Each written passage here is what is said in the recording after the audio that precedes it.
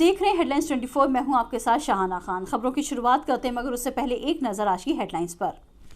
Tractor parade हिंसा के बाद किसान नेताओं में दरार, आंदोलन से अलग हुए दो संगठन।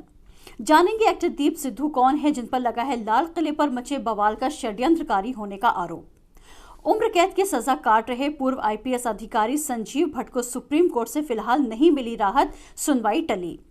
यूपी स्थापना दिवस पर प्रोग्राम में कांपते रहे बच्चे, खबर दिखाई तो 3 पत्रकारों पर दर्ज हुई एफआईआर। जेनेट येलेन बनी अमेरिकी इतिहास की पहली वित्त मंत्री।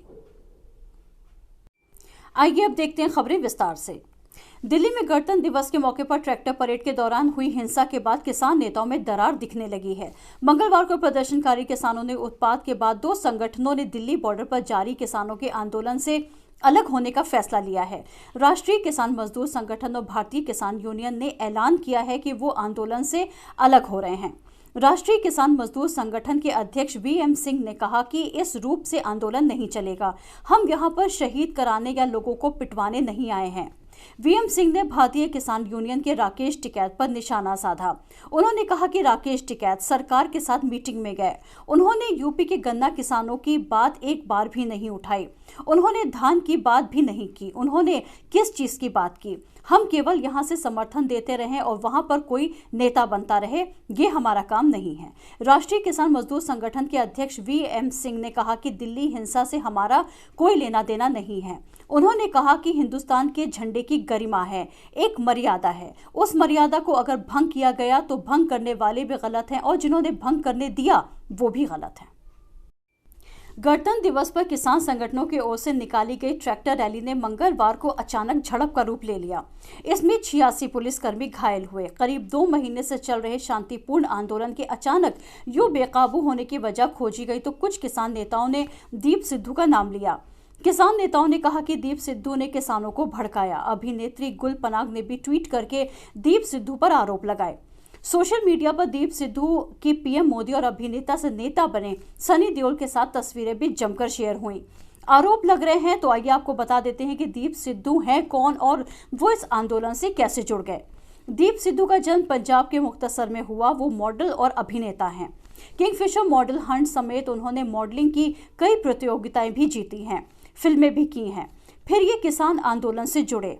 जब किसान बैरिकेड्स तोड़कर दिल्ली में घुसे तो ये भी साथ में मौजूद थे। लाल किले के प्राचीर से जब तिरंगे के बगल में निशान साहिब का झंडा फहराया गया तब सिद्धू उसी समूह में शामिल थे। पताका के साथ फेसबुक लाइव भी किया। उन्होंने फेसबुक लाइव में ये भी कहा कि हमने विरोध जताने के लिए अपने लोकतांत्रिक अधिकार का प्रयोग करते हुए सांकेतिक तौर पर निशान साहिब का झंडा फहराया है। किसान संगठनों ने दीप सिद्धू को हिंसा और झड़प के लिए जिम्मेदार ठहराया है। उनका कहना है कि दीप ने किसानों के कुछ समूहों को भड़काया और किसान आंदोलन को धार्मिक आंदोलन बना दिया। बता दें कि दिल्ली में हुई झड़प में 86 पुलिसकर्मी घायल हुए और 22 केस दर्ज हुए हैं। साथ ही सरकारी संपत्ति को भी काफी नुकसान पहुंचा है। उत्तर प्रदेश के कानपुर के 3 पत्रकारों के खिलाफ एक न्यूज रिपोर्टिंग करने पर एफआईआर दर्ज की गई है। एफआईआर में तीनों पत्रकारों पर सार्वजनिक दुर्व्यवहार और आपराधिक धमकी देने का आरोप लगाया गया है। पत्रकारों ने पिछले हफ्ते उत्तर प्रदेश स्थापना दिवस पर आयोजित एक कार्यक्रम के बारे में खबर दिखाई थी कि कड़कड़ाती ठंड में भी आधे कपड़े पहनकर कई स्कूलों के छोटे छोटे बच्चों से कार्यक्रम कराए गए थे।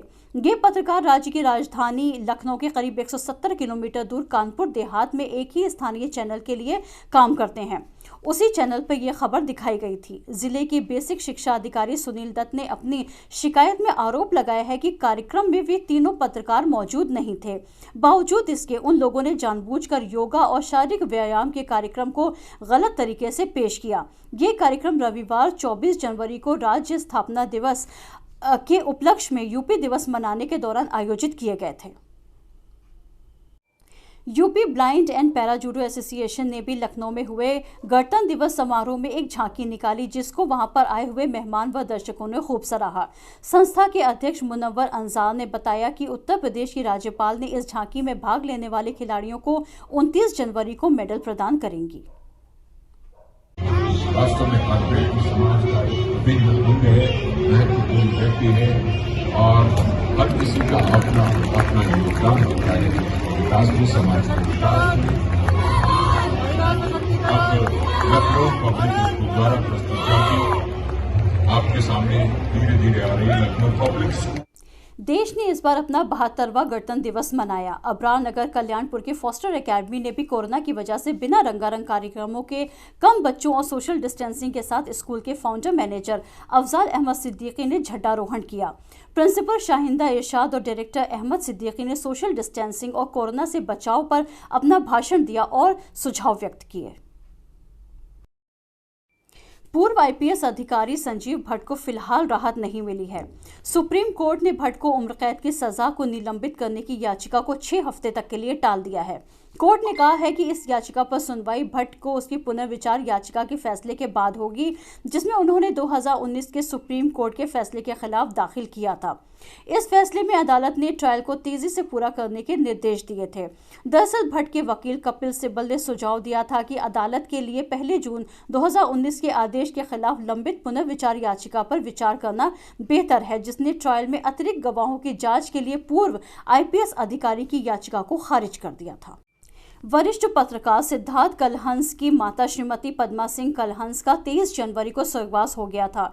आज 27 जनवरी 2021 को अनवर आलम के निवास दिवंगत आत्मा की शांति के लिए शोक सभा संपन्न हुई। 2 मिनट का मौन रखकर उनकी आत्मा की शांति के लिए प्रार्थना की गई। इस अवसर पर काफी संख्या में पत्रकार उपस्थित हुए।